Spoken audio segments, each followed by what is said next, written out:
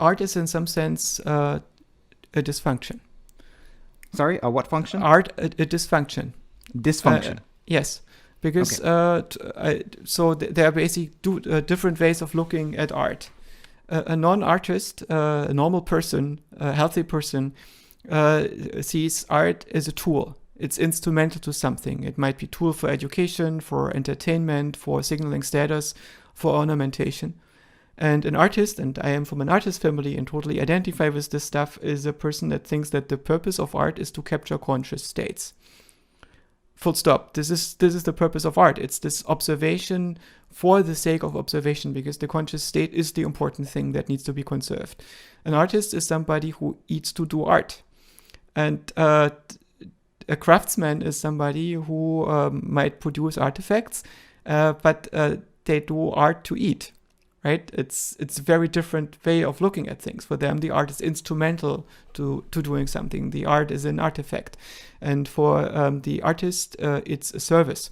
It's a service to something that is more important than all the other things that you could be doing at the same time.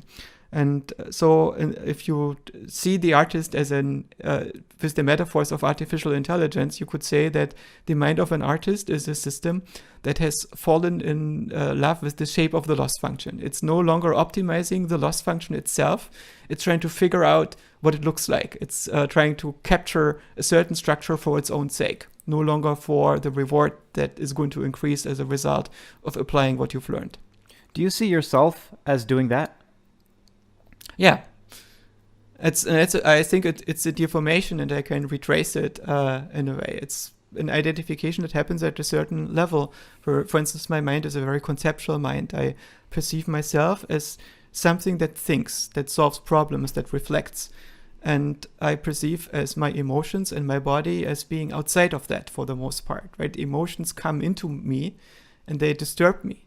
And I need to deal with them. And I need to make sure that they don't distract me, or that they don't overwhelm me, or they don't kill me.